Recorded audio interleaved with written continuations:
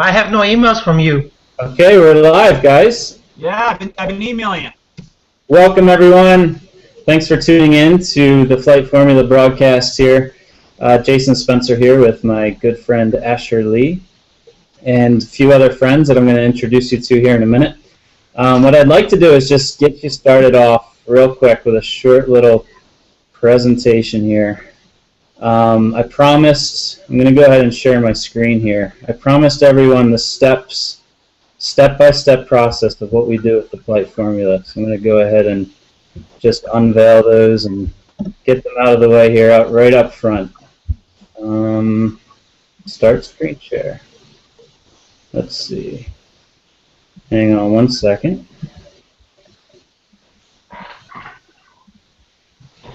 Okay, it doesn't want to share my screen. Good old technology. Good old technology. We're really happy to be here. You know, the purpose of what we're about to talk about tonight is mostly just to hang out with y'all and to share some of this experience with you and really just expose everything transparently that we're doing, so that you guys get a taste of what's going on inside the system, because it's really awesome. All right, well, apparently my screen share is totally kaput for this Hangout, so we'll just go ahead and do it without the screen share. I'm going to actually make the little presentation I prepared, which was only a couple minutes long, but I'm going to go ahead and make that available as a download so you can check it out.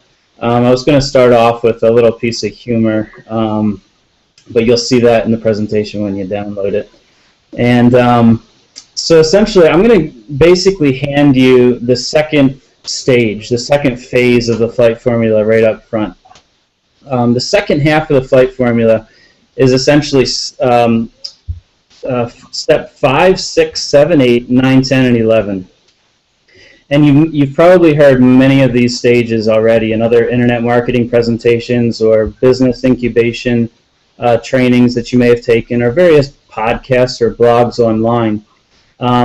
It starts with the lead magnet, developing a mini transformation that you can offer to your audience. How can you get your audience to basically exchange their email address for something valuable that you give them on your website? That's step 5. Step 6 is, once you have somebody that's interested in what you're doing, what you're offering, then you listen and engage. Get to know your audience. Ask them a question. Have a conversation with them. And find out what exactly their needs and wants are. Step 7, go ahead and design that product based on what your audience said they're needing. Go ahead and design an incredible product. And with the flight formula, we actually recommend what we call an upside down strategy. Instead of creating a small little product at a small dollar amount, start with the absolute most value you can pour into a product into something we call the flagship product, the VIP product that you offer to your audience, something that they can really take deep and really have a fully transformative experience with the product that you create. The next step is pre-sell it to an early adopter tribe. Get like 5 to 10 people in your audience to try it out and see how they like it, see what works and what doesn't work. And then the next step from there is to just learn, improve, and evolve. Once your audience has a chance to check that out, see how they like it, and make some improvements and adjustments. Step 10 is go ahead and launch the version 1.0, which is after you've had a chance to make some improvements and adjustments. Go ahead and launch the full product to your audience and invite everybody to enjoy the offer. And then the final step is just continuing to mature that product, but then starting to develop other products that branch off of that, like more automated products or digital products or things of that nature. And so you'll see all of this in the download that's available. I wish you could see it on the screen now, but we'll make that available to you. But the reason I started with all the business, marketing, and boring stuff, all of this stuff that is really critical and really essential to building a great business, and one that can really support the lifestyle that you'd like to have, none of it actually really matters. When I say it doesn't matter, I'm saying none of it matters if you're not starting from the right place. And the right place, according to what we do here at the Flight Formula, is your heart. You know, I've started many businesses in my career, and there's only been one, this most recent business, that's actually been started from a place of the heart. And so tonight, we're actually going to be talking more about the first 4 steps in the Flight Formula. And so when you get this presentation, you'll be able to see the next 4 steps, which are: step 1, discover your gift, your purpose, and your story. Step 2, discover your limiting beliefs. What is holding you back? What's stopping you right now from changing the world? And step 3, find out your ideal client, your target audience. Who is it in the world that has a need that your gift right now is meant to serve? And then step 4, clarify the offering to the world. What is the transformation that you can bring to that target audience through your story, through your experience, through your gift, and through your purpose? Those are the 4 core foundational steps that we start with at the Flight Formula. This is where the magic happens for us. And it's interesting because you can find bits and pieces of all 4 of these in other places online, in other courses, through other coaches. But there's one thing that we are doing differently that we believe that very, very few are actually experiencing. And it's something that we call our unnamed secret ingredient. You won't actually even see this on the Flight Formula PDF that we make available for download. It's not actually named in the steps. It's our unnamed secret ingredient. And that's what we're going to be talking about with my friends here tonight. What we call this secret ingredient is the power of the tribe. And so without further ado, let me go ahead and introduce some of our guests. We have Tom Morcus, who is also a partner with Asher and I in the Flight Formula. We have Shamez, Samuel Nazer Walsh. We have Ryan Earnhardt. We have Ciel Walco. And we have Bruce Brodeen. Thank you, everyone, for joining us tonight. All of these people have experienced the Flight Formula recently in our live event. Ryan was actually one of our first beta members of the Flight Formula and has stuck around to do some amazing work for us with video. And we've actually integrated his entire do-it-yourself video course into what we do at the Flight Formula so that our participants can learn how to get close to what he does with video magic for us. And then we may have one other person joining us later. So watch for Dave possibly to join us later. He actually helped us with some ceremony at the live event and prepared all our amazing food. So delicious. Yeah, so let's get into it. As I mentioned earlier, we're going to be talking about the power of the tribe. But before any of us had a chance to experience the tribe, there were some other things in our lives that got in the way. I'm going to give you a quick, my 5-second bio that I developed. We were testing when we were at Flight Formula Live, like how fast can we tell our stories? Can we tell our stories in less than 15 minutes? Can we tell it in less than 5 minutes? Can we tell it in less than 2 minutes? Well, I got my story down to 5 seconds, and I want to try it on you guys, see how you like it. My name is Jason Spencer. I have failed over and over and over again, and that is why I succeed. That's my bio. And so we're going to talk about failure. I'm reading a book right now by Biz Stone. He's one of the co-founders of Twitter. Now is a company worth tens of billions of dollars, but obviously they didn't start at that valuation. They started with quite a bit of chaos in their early days. And as he's describing some of those early weeks and months at Twitter, he says, in order to succeed spectacularly, you must be ready to fail spectacularly. In other words, you must be willing to die to achieve your goals, figuratively, of course. What I'm suggesting is that you embrace the upside of fantastic, epic, earth-shattering, life-changing failure. It's totally worth it if you succeed. And if you fail, you've got a great story to tell and some experience that gives you a serious edge the next time you go for it. So my question to you guys tonight, is that statement from Biz Stone true or not true in your own life? How has failure contributed to your journey in a positive way? Feel free to jump in, anybody that's ready. It's just a conversation tonight. Let me unmute myself here. Am I unmuted? Yeah, you're on. This is Bruce. Hey there, everybody. And hey there, everybody out there on the internets. It's actually a really important transition for me because actually this is what the business that I'm going to be working on is to provide a platform, interactive services and products for small business owners and online businesses to have a sort of a safe place and have access to information to help them through these dips, these areas of struggle, failure, and setback in their businesses.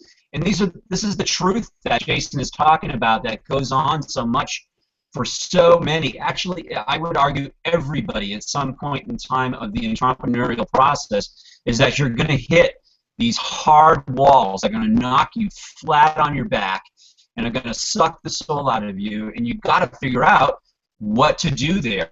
And nobody gets real about that in these places that we have in our lives. And part of the process that the flight formula does is really bring you into that area to really objectively look at these areas that we all have in our personal lives and in our business lives, and really just start addressing some of these hard issues that are holding us back, that are disempowering us to not move forward.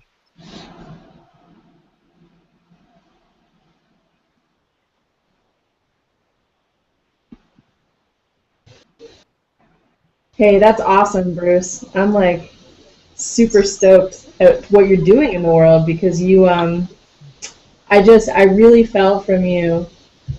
I really felt from you last week, like all of your passion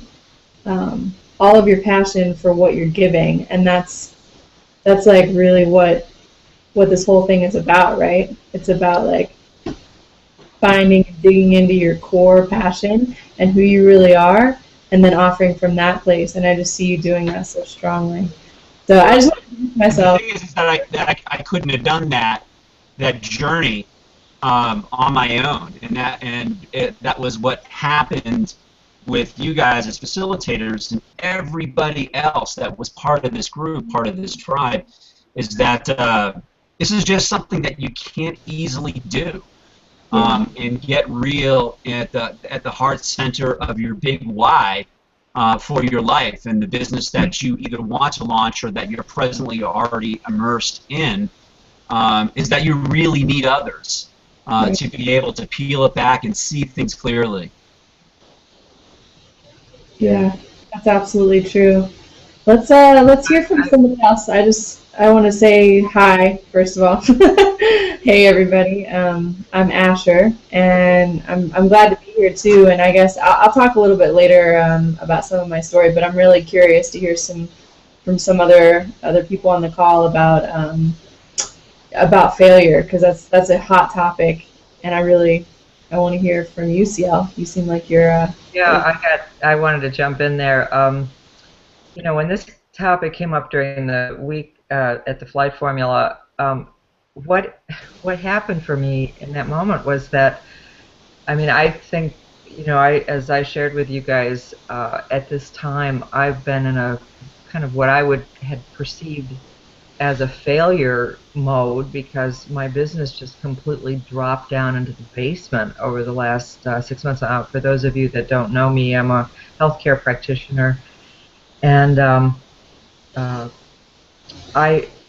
but what it got me doing was like really redefining what failure and success is for myself, which I hadn't really done, you know, in a very in a broad way. And so, you know, I began to look at how do I personally define success, and what does that mean to me. And I think that again, it went back to my heart and to the heart of the business that I provide for people, the service that I provide for people, which is, alternative healthcare and healing. And I mean, I've had many, many successes with that. And once I kind of realized, and I started thinking about individuals and people whose lives I've turned around, lives I've saved, or lives that I've, helped to optimize, we could say.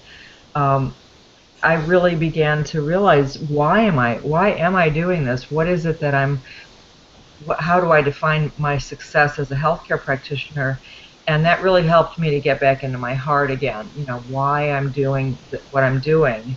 And it makes the failure seem like a no thing. And I'm not saying that I can't improve, I can't, find better ways of marketing myself or whatnot, but really finding the heart for me is just so critical. It's so important to what I do. And I really feel like I've found it again with the help from the tribe. Again, like as Bruce said, it really is so important to have that support one to another. So That's awesome. Thanks, Leo. Yeah, thanks. I love what you just mentioned about not knowing who you were touching. Mm-hmm. Like not knowing it until it was reflected back to you. Mm-hmm. Yeah. Because holy cannoli, like how many people right now are experiencing that same thing? Like they are giving and giving and giving and changing people's lives, but don't know it. Like they don't know that it's already happening right now. So I just love that reflection, and that's part of what we're talking about with the power of the tribe. Is you get that reflection. So.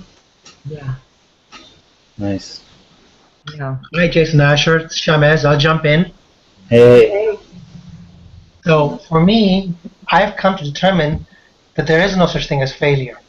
There are lessons to be learned along the way. Failure comes in if you allow fear to embrace you. So there is nothing stopping you if you actually look inside your heart, take a deep dive, and work at it, and work at it, and work at it, because there is no failure. There's only lessons to be learned. If you don't achieve the outcome, that's okay. As Jason said, you have a story to tell. Either way, you're going to win anyways. So play the game of winning what you want to do in life the way it should be, a win-win situation. There just is no failure. Yeah. That's awesome. I love that perspective, and I hope it's okay, but I'm going to share a story with you guys. I was given this a couple of days ago. I hope everybody can see it. It's a little picture. There we go.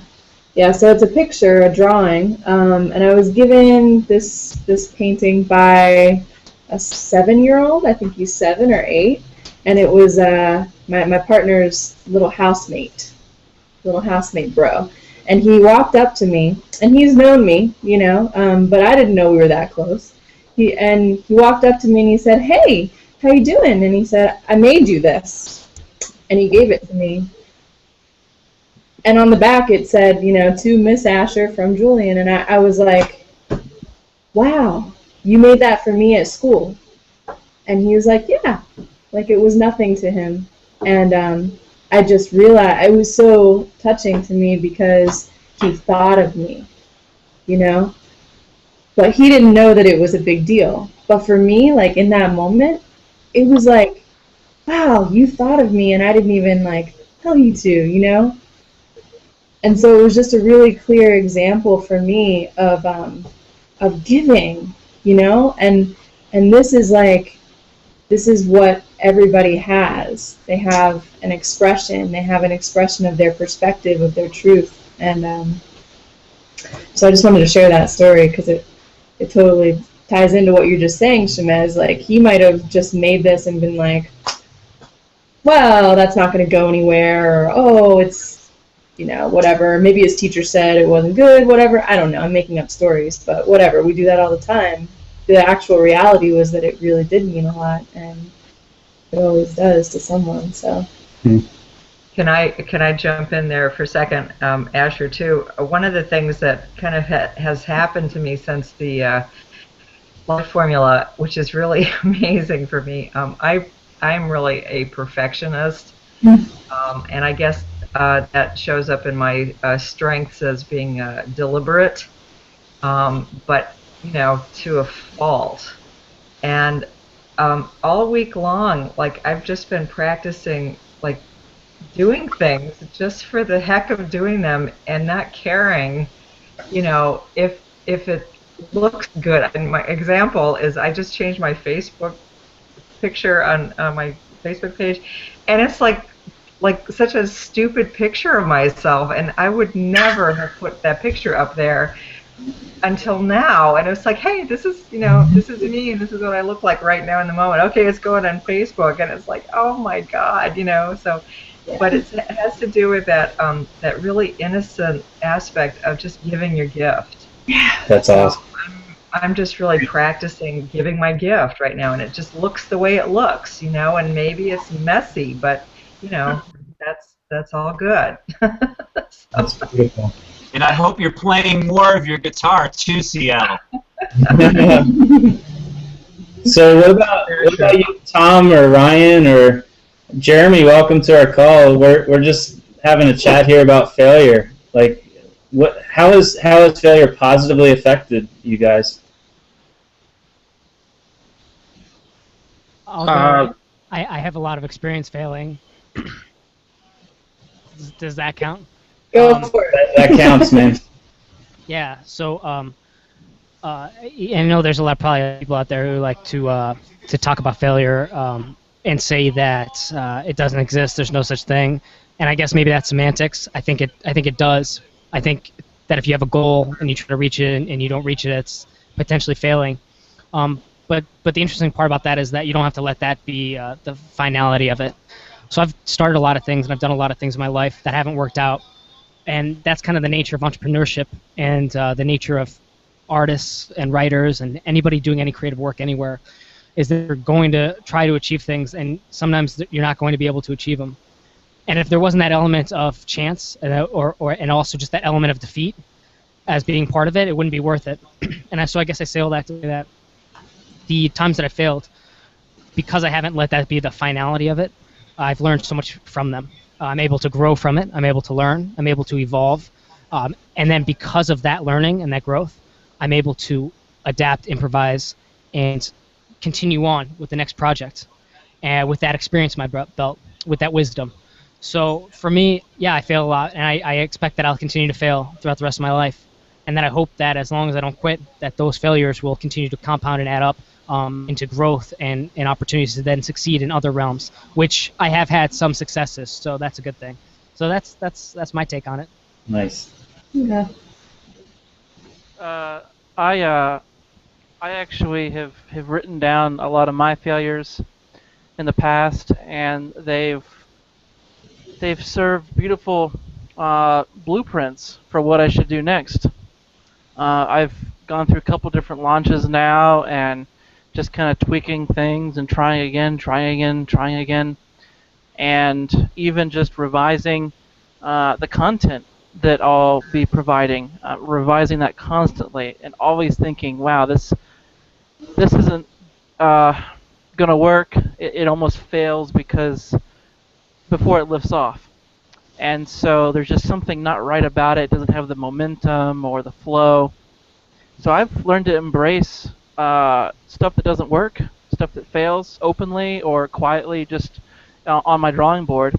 And I basically make an equation of whatever was contained, and make an equation, put a mathematical bracket around either side, and just put a negative out front. And then I just do everything opposite of what that was. Huh. So if it's for example, somebody wanted a refund, I had a suspicion that it was because I didn't engage enough with that person. So all I did was say, well, I need to completely engage and be immersed with that person, and just do opposite what my failures were. And it's been a beautiful thing just to know what to do, because you know what doesn't work. You successfully figured out what doesn't work. Yeah, Awesome. Great outlook. that is awesome. Do you guys remember? Does anyone still watch cartoons? Totally cool if you do. I just watched them the other day.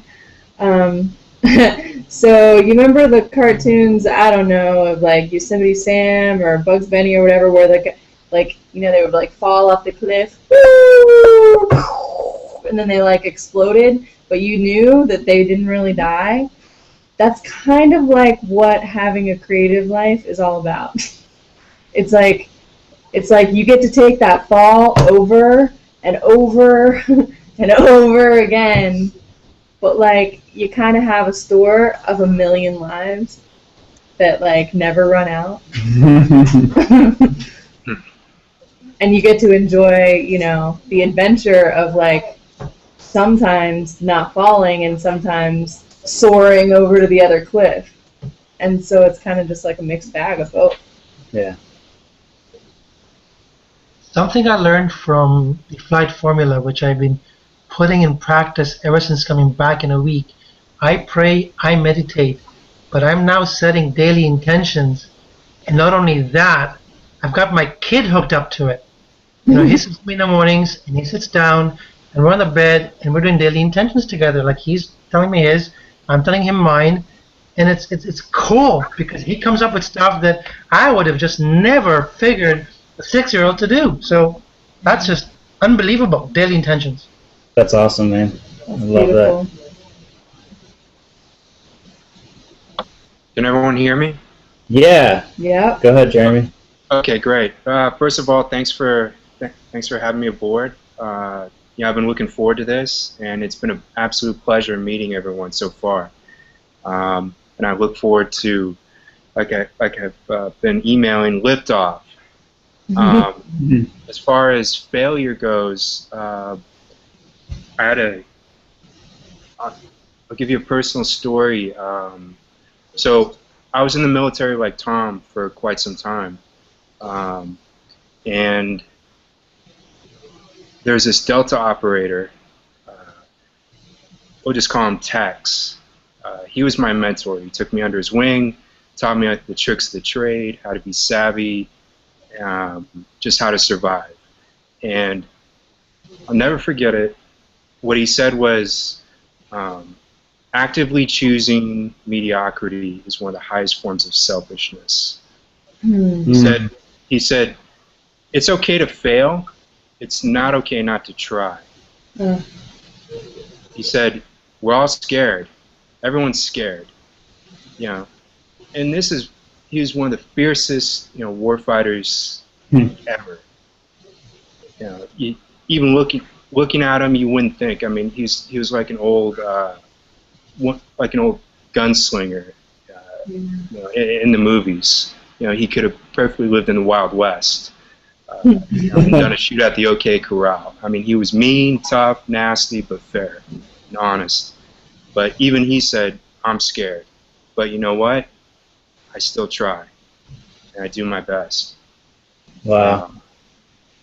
So I never forgot that. That's the one piece of, a lot of people have given me lots of advice, but the only sane, you know, motivational quote that's really ever stuck with me is actively choosing mediocrity is one of the highest forms of selfishness for you and the people relying on you. Wow. That's awesome. I love that. That reminds me of Brene Brown. I saw her in an interview with Oprah recently. I don't know if it was a recent interview or not, but she was saying basically the same concept. She's like, I want to interact with people who are in the game. Yeah. She's like, I don't really, it's like I'll hear your perspective and I'll hear your feedback, but like I'm not actually going to like consider highly what you're saying unless you're in the game. Because yeah, I've heard that from other people. It's like, don't listen to other people unless they have skin in the game themselves. You know, and unless they're willing to put their money where their mouth is. I guess that's the way I took that. Yeah. And it's not to say that you don't have anything to learn from other people. It's just that I guess it's just in terms of like your worth, you know, or like. Well, I think with people who have skin in the game, I think there's kind of integrity thing there too, because there's more of an emotional connection. They're living what they're telling other people to do. I mean, would you hire a life coach whose life was in shambles? You know, that'd be difficult to take advice. You know, maybe they give you a tip here and there, but you know, would you hire a you know, a substance abuse counselor that was a drunk? You know, no. Yeah. Right. You know, congruency. I guess that's where I was going with that. People who are congruent, you know, not just talking about it, but then doing it. Mm-hmm. You know, Yeah. doing something, even if it's just one small action a day. You know, some people are going to fly ahead more so than others, or soar ahead, and that's just ability or opportunity.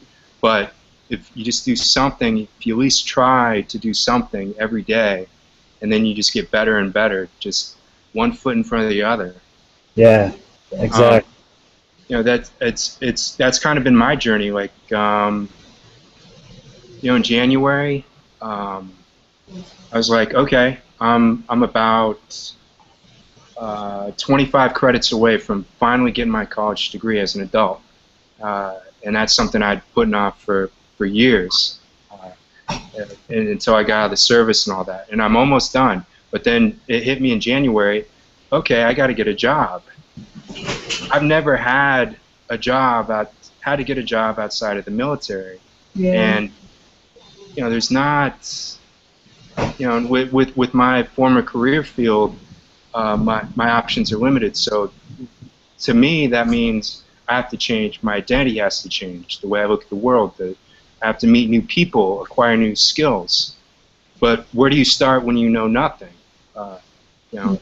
So I decided I would just meet one person.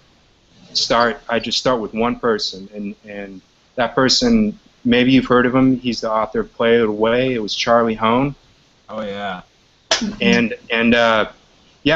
so I've been in contact with Charlie, and I used his add value first to him. Like I helped him out with the launch of his book, did a little free work for him. He in turn taught me things and gave me advice to meet with other entrepreneurs. And then from there, from just Charlie, I've been able to meet other people, John Corcoran, and now Tom, and who's led me to here. You know, John Corcoran, you know, then in turn introduced me to Antonio, the Real Men Real Style guy. I forgot his last name. He lives in Wisconsin. And then John Lee Dumas, and people like Lewis Howes, and just really skilled entrepreneurs. You know, people who have more skills, and it just started with one thing. That's great. And that's what I do every day. It's like, okay, what can I do today to improve my skill set? I'll read a book, maybe the 22 Laws of Marketing, or a sales book, or you know, Lean Startup, or I don't know, a book about conversions, or something that adds to the skill set. Yeah. Sweet. And you know, I'm not saying I'm a master at stuff, but at least, you know, I'm trying. It's just one thing, something I can do right here, right now. That's also it builds momentum and confidence each day. Like, okay, this stuff that I knew nothing about, that sounded scary, like entrepreneurship, when you don't know business, or never had a white-collar job, or never even knew anybody where you grew up who had a white-collar job, and you think it's this esoteric world far apart from you. It's like, okay, no, they're just talking about this concept, so you go learn that concept like you do in school, or a subject in school, and you're like, okay, it's really not that hard. I just didn't put any effort to learning it before. Yeah. You know, because I didn't know to, or have time, or whatever. But it's really not that hard. It's just, you know, these entrepreneurs and business people or artists, they're really good at doing a lot of little things that work congruently together, and they know what they want to do. They have their, you know, they're operating I'm hearing things like they're operating out their heart, their purpose, their passion. Simon Sinek calls it know your why. Once you have your why figured out, it's just a matter of executing it, that sort of thing. So, Yeah, so I want to move on to another question here. Thank you, Jeremy, for sharing. It was awesome. For those of you tuning in, Jeremy is one of the participants that decided to join us for the online tribe that's forming this week. And it's awesome. I'm glad you made that decision, Jeremy, which is just one more step to get in the game.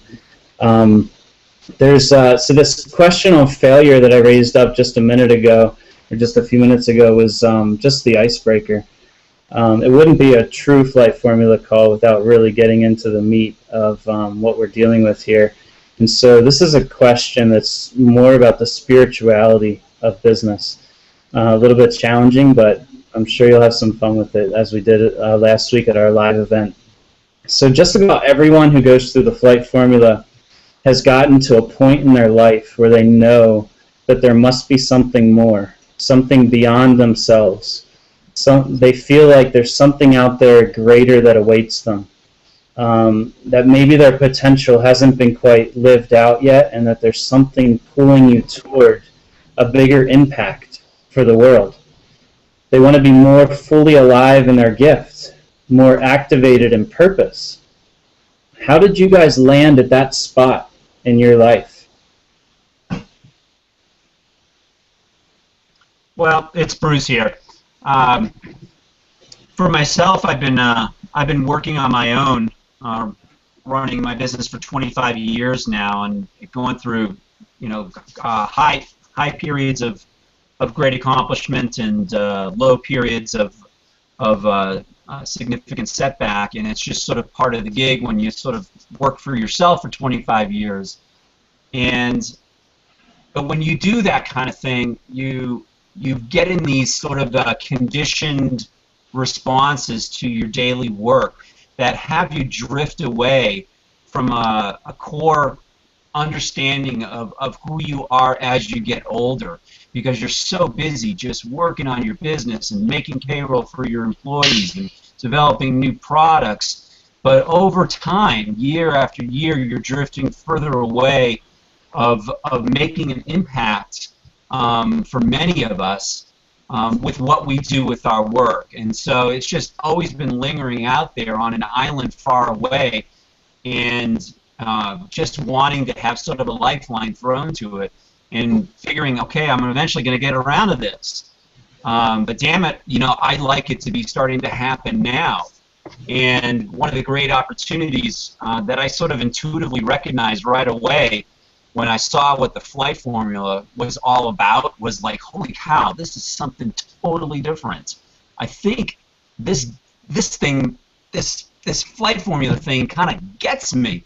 And that's sort of the important distinction, I think, about what you're doing here with the flight formula that's so different, is because it's so focused not just on, yes, it's focused on the heart, but it's meeting a lot of people clearly in this place of wanting to do something, something big, something substantial, something meaningful, something lasting, something connected to legacy, something that is going to come alongside other people and empower them and transform them with whatever it is that all of you out there might be thinking about, or presently, or might be working on right now, and crystallize it with this whole aspect of walking through these steps inside the flight formula. And it's so truly transformative. I can't put it any other way. Yeah, wow. Thank you, Bruce. That was amazing. I agree.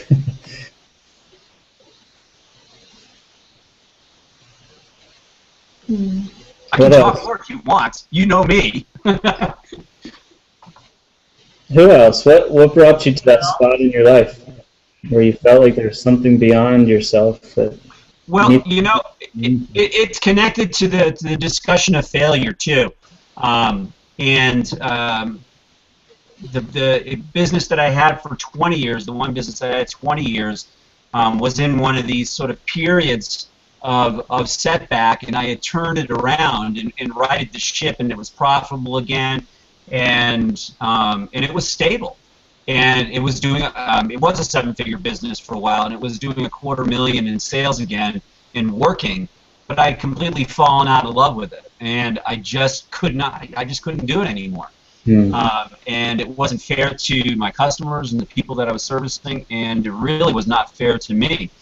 And I didn't really have any concrete answers, and something like what you're doing wasn't there. And so I did a lot of self-improvement work, started cultivating new skills in online marketing and things that I've always been doing, because my business started selling. I had a record label and music distribution company, and I started selling online in 1994. So long prehistoric days, and it just wasn't working anymore. And there was this emptiness, this I hate to use a trite phrase like a void, but it really it was just an untethered feeling to not doing work and utilizing my special skills, my genius, and what I knew lay latent and ready to explode, and start moving in a direction of higher impact. And it was so frustrating to just have that sitting there, seeing it, feeling it, knowing it, because kind of we sense that in ourselves. I think we all know that we have this here, and it can work, but we still need help from others, and that's the thing. Is like, and it's really hard when you've been working for yourself. At least I'm speaking for myself. You're so conditioned to doing it yourself. Yeah. And it's so hard to reach out and be vulnerable, be authentic, and say, I need help. It's just something I've struggled with my entire adult entrepreneurial life, and not anymore. You know, now, I mean, I've had this experience with you guys, and it's like, okay, I know I can do this, and the time is now. Yes. Damn it, let's go, and I know how to ask for help. Hell yeah. Bruce, you just described, like, when you were describing, like, that place of feeling, like, alone and unsupported, and just, like, there's this void, but you don't know what to do about it, and you're like, who's there to help me? You just described, like, 80% of the population. Yeah, and that's so true. I mean, that is really where we have this incredible capacity, no matter what and this is the thing that was so unique about this group that we had this earlier in the month, was everybody came from such diverse backgrounds, politically, geographically, economically, and all over the world. It was just amazing. But the thing was, is you did a really great job with picking the right people that were in the right kind of hard place, and readiness to really explore, and the courage to really, you know, go for it. Because if you're starting a business and you're thinking it's about profit, and it's about just making products and getting it out there and finding an audience and selling stuff, well, that's great, and I did that. I did that for a quarter of a decade, and I'm still going to be doing that too. But you know, this is probably not going to work for you if that's your launching point. You know, go a different direction, and you'll find some other answer that's out there. But this is definitely something different. It's about these people that are in dialogue with themselves and have this surfacing awareness that I can do more. Yeah, Bruce, you mentioned something really important right there. You mentioned courage, and you know, we've been talking a lot on this call right now about, like, okay, taking steps and taking the leaps and being vulnerable, and it's scary and it requires strength, and then sometimes you fall and sometimes you don't. But that was really the first time that anyone brought up the aspect of, like, courage, which is... Well, and this is a meme going on in culture right now. And Tom and I have talked about this before. I mean, it's the last year, this is really becoming a significant issue. I think we're in such difficult times in many ways, and everybody has so many different answers to problems that are out there. But really what it comes down to is individuals like us here and in these little tribes and connective, the connective tissue of relationships, of not just forging forward and doing stuff, but getting real, getting honest, getting vulnerable, and taking a good hard look at ourselves, and then venturing together. And it takes courage. I mean, it is hard stuff.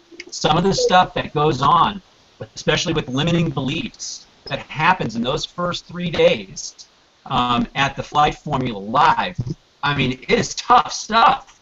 It's not easy. And you're going to be peeling back some pain at a level that you may not think you're ready for, but guess what? You are. If you're there, you're ready.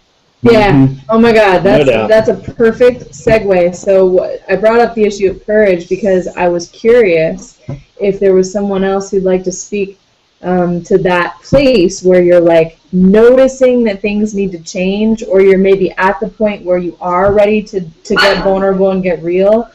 How do you find that courage? So I'd like to maybe open this up to some of our others on the call. Like how do you find the courage to open yourself to a new and different experience? Asher, Jason, I'll take the lead here. For me, courage really came in one strange way. I don't do video. I don't mind having conversations. I can get on the phone. I can get on a hangout. That camera's there. I want a gun to shoot her off. Because it scared the hell out of me. And Ryan, you brought that camera right to my face, even though we were on a trial spot there. And I had nothing but my heart pounding in my heart. And I just could not bear the fact that I was looking at it. Asher, you witness to this as well. The day of the actual test, on doing our videos, as much as I was prepared and Bruce prepped me the night before, I couldn't do it. I froze up. And you gave us our space to breathe, take in, get the energy clearing, and I still couldn't do it. I went outside for about an hour and I talked to myself and said, okay, that's a piece of plastic. What can I do to overcome the fact that it may go live? And I thought of loved ones, and I thought of family, and I thought of who would give me that courage to get over this. And I said, imagine that I had an audience that I like present in front of me. And I chose that to be my deceased ones, loved ones. And I said, they're the audience, they're watching this, they want to catch up, give them a show. And that's what got me over that fact of delivering the video. And then the next day, doing the testimonial was super easy. I didn't even think about it. So to me, that was very strong and powerful coming out of Flight Formula, getting over the fact that I needed the courage to do this. So you guys definitely achieved that for me. I've taken video programs, and I can tell you, just didn't do it. I said, forget it, not for me. You did a great job too, Shamez. That was amazing. You did, man. Thank you.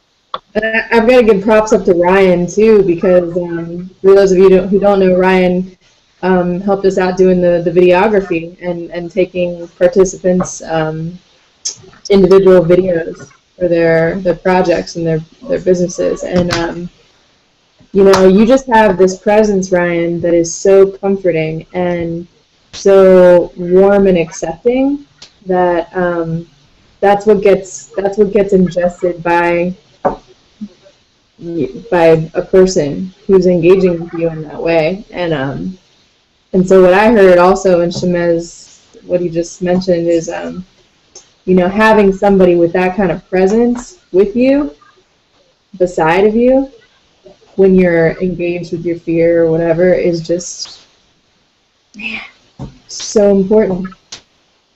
So thank you for being there. I wanted to add also, when you ask where do you get the courage, for me, I knew that going into this that we would be probably asking some tough questions and peeling back the layers of limiting beliefs and whatnot. But I have to tell you guys what I found about myself. I was not expecting and I was not ready for. It was a total just going right to the core, and it was some scary stuff. And but what I think when you asked that question just now, where did the courage come from? I have to say that yes, I had to really dig deep, but I really felt, and I'm saying this in all sincerity, I trusted the two of you. And that's really saying something for me because of my background, my history, and part of what drove me into this shadow land of a pit of despair to begin with was that it was really difficult for me to trust people. I think the fact that you are who you are and do what you do, that I just kind of like relinquished myself and surrendered and said, I'm not going to fight this. I'm just going to trust the process that you've laid out for us. So I think for me, that is a huge testimony to you two and what you provided for all of us. Thank you, I'll be brief, but I want to echo that. The whole trusting aspect, ceding yourself over to the process. So what CL said is really, really important as you're venturing into this. There has to be this sort of surrender and willingness to sort of trust what Jason, Asher, and Tom have put together here, and that really is easy to overlook. And when we did all the interview processes and got to know each other before connecting live, I think that was really key because I think we all had a real sense of the vision and the heart of what you guys were going for, let alone how unique it sounded as well. And I think it was really easy for us before we arrived to do exactly what CL said. It's like, okay, I don't know what we're getting into here, and yeah, there might be some scary stuff, not scary, but some deep emotional stuff when we're talking about doing big, wonderful things with the potential that we have, and believing that that the process is going to have the capability and capacity to work. And that was kind of a new experience for me too. And what a payoff, though. Yeah, so some of what CL and Bruce are talking about is there's two really powerful aspects. At least they were powerful for me, not just as a facilitator, but as a participant in this tribe. One aspect was getting into some of the really tough stuff, the difficult parts of our story, some of the defining moments that really kind of did two things. They kind of told us about who we are, but then they also, in a way, suppressed our gifts and really stopped us from really offering it more fully in a safe way to the world. That was the one aspect. But then the other aspect, which was really uncomfortable in a sense for me, was receiving the gift of you all telling me exactly who I am, what's most beautiful about me, what my gift and what my strength is. Asher put me in one of the most uncomfortable positions with you, Bruce, actually. I'm going to just tell a short story of one of the most powerful moments for me in the flight formula together. All right, here come the tears. Asher wanted, basically did this exercise where she paired us off. And she said, share your deepest, darkest, most defining moment with one other person. And that person's going to take some time to listen. Just take 2 or 3 minutes to listen to what you have to say and feel your pain and really just empathize with exactly where you were at that time. And then that person's going to go off. We basically went in with Asher she basically took some time to talk about what it is to receive, what it really means to receive a gift from somebody. Meanwhile, the other person was out writing a song or a poem to say exactly what they wanted to say to us in response to what they heard about that part of our story. And Bruce, with your permission, I'd like to read what you wrote to me. Oh, wow. Oh, wow. Yeah, It's a pleasant surprise, but yeah, no, I would be interested to hear it again. But what Jason's talking about was, I have yours actually in my notebook too, and it was so powerful. I mean, it was, yeah, just incredible. But yeah, please. Yeah, so after sharing a part of my story with Bruce, I came back, and this was the gift I received from him. The child within that never quite leaves, a child left behind, forgotten once again, a child lost in a storm of unknown power, a child sitting strong in the back of a car, imploring, begging, asking, when no one else can, when no one else will, fighting, not willing to let go, bringing healing to himself, to others loved, a man who knows he is that child still, willing to speak up for himself, for his family, for the others forgotten, left behind, stuck and lost, standing, speaking, living, loving for the others soon to be standing, strong, willing, and fully, completely children with the power to speak, for others to love and live in strength, courage with being who they are, called to be. When I received that, I had nothing but tears and just a huge hug for Bruce, and I just wanted to say to you again, thank you for that, and thank you to the tribe for creating the space for moments like that to be possible, so we could really hear about who we are and how beautiful we really are. I want to mention also just, wow, that was really powerful. Thank you for sharing that. I think one of the powerful things that, I forget if it was Shemez or Bruce that was saying this, but, you know, we talk a lot, like we're talking a lot right now about like what happened, and it was so amazing and it was great and all this stuff, and sure, like some of that can be credited with, you know, Jason and I's facilitation, and some of it can be credited with the certain people who were there, but really like all the credit goes to like this thing, this like ethereal energy that we're talking about, like that is completely mysterious to all of us, and that is what runs this thing. Like that is what is running through us and is running through you, and the only thing that we've done is say yes. Like we've said yes to it over and over again, and we continue to say yes to it, which then allows us to create things like the flight formula, and then it allows, you know, CL to create things like her video that she put out this week, and then that creates the response and all of that, and it's just like this mysterious, like orchestrated magical web that continues to just build on itself.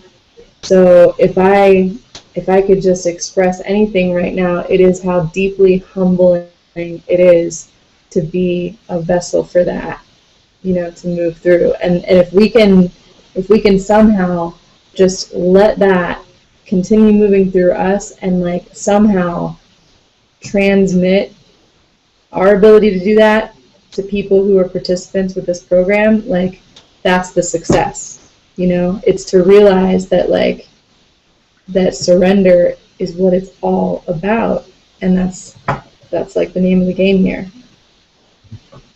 If I could just add something to that surrender, and this kind of ties back to fear. A lot of people are afraid because they're uncertain what's going to happen, and that's perfectly normal. You know, people are paralyzed to take action because they might be in a safe zone. You know, they want to play things safe, and so if they try something new or different, or shake things up, then they're not certain what's going to happen. So it kind of undermines their ability to just take action, erodes their courage, and they don't do anything.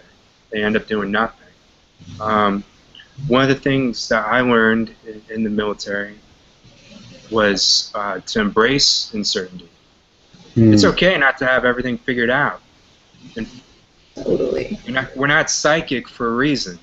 You know, we weren't given that gift for a reason. So, you know, we know pretty much like what's going to happen if we do nothing, though, right? I mean, things will either stay the same or they might get worse. But if we just take a little leap of faith, and somebody mentioned trust the system earlier, I think I heard that. Process. Yeah, if we just trust that other people, you know, a process that somebody else is putting a lot of time and effort to put together, who's right there guiding you through it. If you just, okay, well, you know, take the perspective of like, okay, what they're saying is very interesting. Maybe there's something that there might be something to it. Maybe it could work for me too. You know, that it worked for that person. Some of it worked for that person, and he's a regular person like me. So let's just give it a shot. I don't know the outcome. I can't predict it. But you could at least, you know, try. You know, take that one step, and then okay, you take one step. I'm still safe. I'm still here. Let me take another, and then another, and then you just keep going. Yeah. But just embracing that uncertainty, that was the key that I found, especially in the military, to you know, dealing with fear. Or to not be paralyzed by it, I should say. Nice. So another question for you guys who were at the Flight Formula a couple of weeks ago. What was the most challenging thing for you, or what was the most inspiring thing for you in this process? Or maybe it's the same thing. Yeah, maybe they're one and the same, like it was for me. Yeah. I've been going first so far, so I'm going to let somebody else go first. Nice. Well, Ryan, you were there for the last night doing some video. What was inspiring to you about that time? You know, I didn't see the very beginning of the week. I just saw a picture posted on Facebook, and I remembered that picture because I thought, hey, look, that's where I'm gonna, you know, be heading later in the week. Well, you know, I went back and saw that picture again. I'm like, man, totally 180. I mean, it's just the beginning of the week, the end of the week. Like, everybody was hugging, and I mean, you could see the emotion in some of the photographs, and there's just none of that towards the beginning of the week, because basically the tribe of these people, they totally bonded. So that was really cool. I thought that was really cool. Yeah. I think we were kind of hugging by day 2 or so. Yeah. It didn't take long. We were hugging by the end of the first day. I think that's when that happened. Jason Asher. Yes, Yeah. Samuel. I think for me, it's Shamez. It was just the tribe. I mean, you guys created the perfect setting for a tribe. I mean, I came in there, you know, with one intention, which I've had all along my life, is to find true unconditional love. That support and love was there. It was already built in the tribe. And it came out later on in the days as we got to know each other, but I don't know how and what magic you did to put this tribe together, but everybody there was just fantastic and present with each other. So I think each flight formula training will probably have the same impact. You know, you have different people, different setting, and each experience will be so unique, but yet it'll have the same sort of parameters and magic that this one had. So for me, it's really just the tribe. Yeah, and Shamez, I think you're going to go down in Flight Formula history for your quote. Your quote is just epic about all the different business programs and trainings and things that you've done over the last 5 years. Gave you 10% of the transformation, and you received the other 90% that you needed with 1 week at the Flight Formula. So I'm curious, what exactly, if you were able to name that, what exactly was it that was different about the flight formula that the other programs that you've tried just didn't have? I think the other programs lacked, one, the bonding. You do have the friendships, you do have the networking, but you guys created a complete sense of community where you eat together, you're rooming together, and you were sort of pre-assigned, but Bruce welcomed me, come stay with me, don't sleep on your own. Just, we'll hang out. I'll split the room with you. It was nice to have family. And you don't feel that in any other trainings I had. And there was nothing but encouragement and support, people willing to listen to your story, to share, participate, be involved. You don't find that level anywhere, any training. And I'm talking about trainings I've taken in excess of $40,000, $50,000. You pay one shot, hope to get something out of it. And you know what? No. And some of these trainers, I'm sorry, but when they hear this, they'll realize that something was missing. And you guys delivered what you did in 7 days. I'd say, let's do a master's flight formula, guys, and carry this on. Do one more level. Yeah. We're in talks with Shamez about taking this out to Vancouver and Sedona, so coming to a city near you. That's right. You brought up a good point, Shamez, and that I feel like it should be mentioned, and that it doesn't. It's not very often that you have that depth of connection with like people in a business sense, and that really speaks to my heart, because I think that's in order to like really successfully operate a heart-centered business, I think that's the piece that a lot of times like is separate. It's not an integrity, is that people are trying to run a business, which is seen as very like doop-a-doop-a-doop-a-doo and left brain and like practical and all this stuff, but the business that they're trying to operate or come from is like they want that kind of connection, and they want that level of purpose, and they want that depth of meaning, but in order for that to happen, like there has to be an integration of both. And so this is where this is like innovative territory, because we're attempting to bridge that gap and to make all those practical business things. So I mentioned this just because up until this point we've been talking a lot about like ethereal concepts and like really heart-centered things. I mean, even on this webinar call. But I was just wondering if maybe one of you guys had something to add about how that translates to like incubating your dream. Operating a practical, successful business. Well, here's the bridge that you do provide, because the 7 days are really vital, in my opinion, and it's certainly unique with these kinds of events, because most of them seem to tend to be weekends or 3-4 days at most. The three, yes, we've been actually overly focused on the first 3 days of the process, maybe 3.5 days, but on the other side, on the bookends of things, is the grounding into the practical matters of business.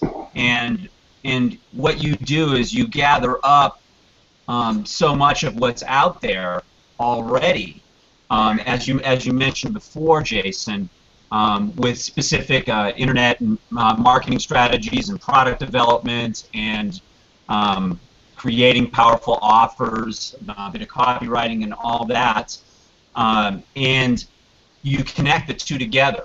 And but the thing is you can do that on your own, all the business stuff, and go to other sort of live events and get a lot of that kind of thing done. But what makes it work is the alchemy on the front end and getting all that hard work out of the way, because then you're free. Then you're really free to step into the challenge with courage, with wide eyes, and a clear understanding of your capabilities personally, and get down to the nitty-gritty and start making stuff happen. Nicely said. Yeah, that's a great encapsulation. I like that. And I was, I mean, the other aspect of all that is like the connection between heart and practicality is the issue of like self-worth, because that's something I think that every entrepreneur or artist is inherently dealing with. Is what I'm offering valuable, and am I valuable enough to be offering it? And so, does anybody like have anything to say about just what's going on inside of you related to that, and maybe your experience with how the flight formula, how you dealt with that at the retreat, or what came up for you? Looks like I'm the only one unmuted right now, but does somebody else want to step in? I don't want to Let's let CL chime in. Do you have anything to add to that, CL? Go, girl, go. Let me get my guitar. Yeah.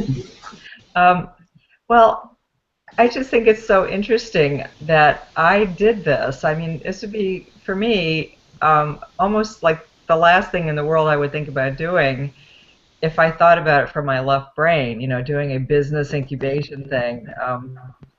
But, I knew that I was really stuck in a place where I wasn't feeling good. I wasn't feeling happy about, going to work every day. And, I knew something was really wrong, and I didn't know how to figure it out. I didn't know what was wrong, but I knew something was wrong. And when I had the opportunity to do this workshop that week, started out with me with what you all had done with Business in a More Beautiful World, and that just spoke to me, because I just thought, there's something so broken with this system that we're living in, and I could go on and on about that. I won't, but just all the systems that have failed, all the systems are failing, and part of my angst was that I felt like I was operating in a system that was broken to begin with, and I didn't know how to fix any of it.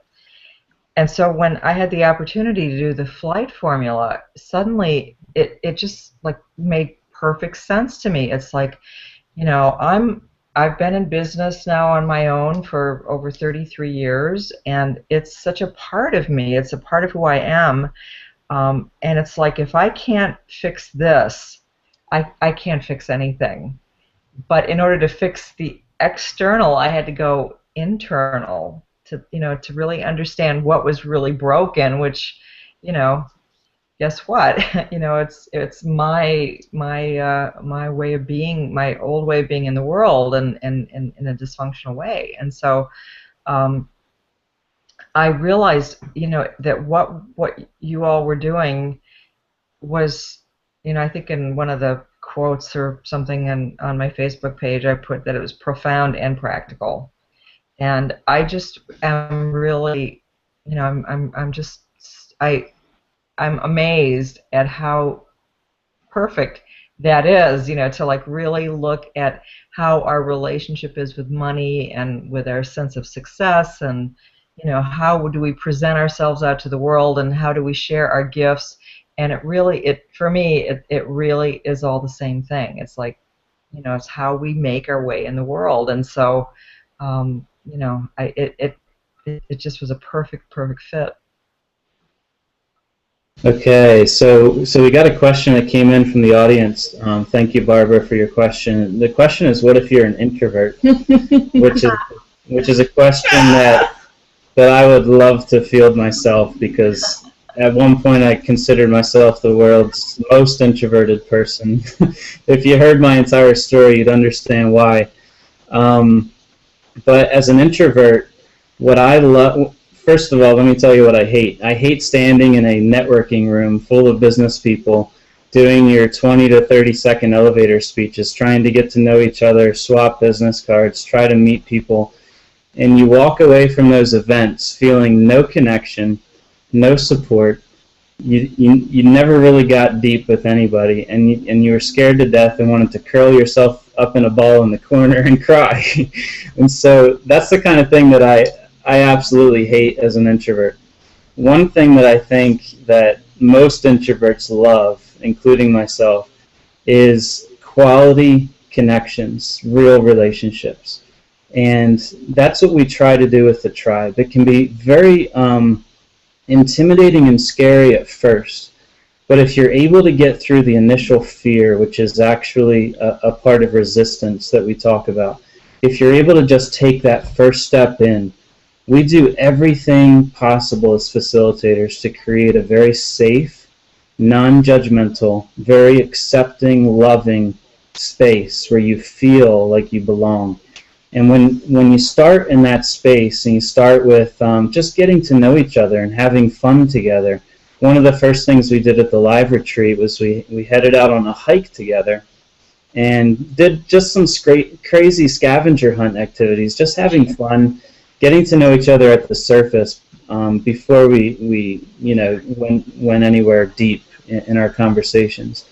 And by creating that space, you can actually, unlike the big networking business events, you can actually get to know people at a really quality heart level where you feel like, man, this person, I mean, every single person in this tribe, I'm walking away feeling like these could be friends of mine for life.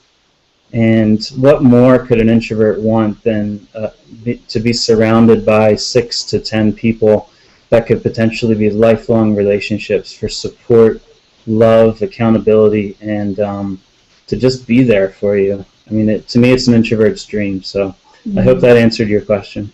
I have to chime in with this one too, because I've been really fascinated recently by the whole introversion extroversion deal, and I have to say that although it might not seem like it, I am at my heart a true introvert, and I consider myself a really social and expressive introvert, but I understand the struggles of someone who really needs to draw inward to get their energy and to feel safe, because that's who I am. So so I have to say that I think one of the reasons that we do create such a safe container is that that's one of the biggest issues for someone who lives on the inside a lot, is like, is it okay for me to come out? Is it okay for me to express who I really am and what I really believe?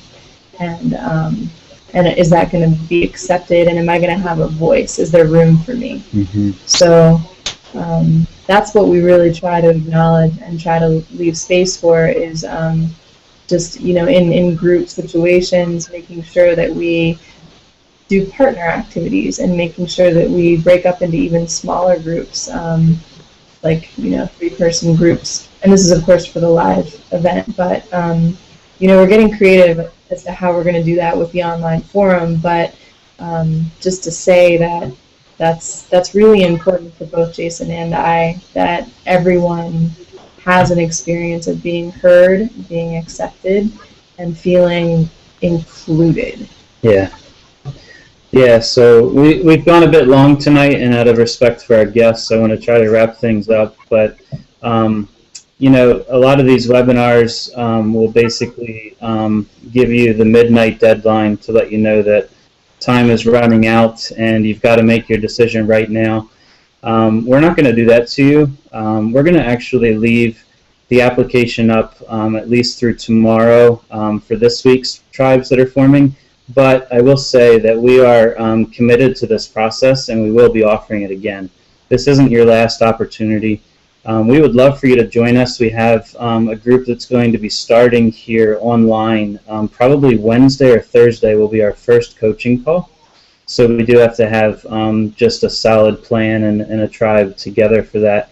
We have one tribe that's already formed for this week, and we are open to adding a second if there's enough people interested at this time. And then we'll probably be relaunching another live retreat model.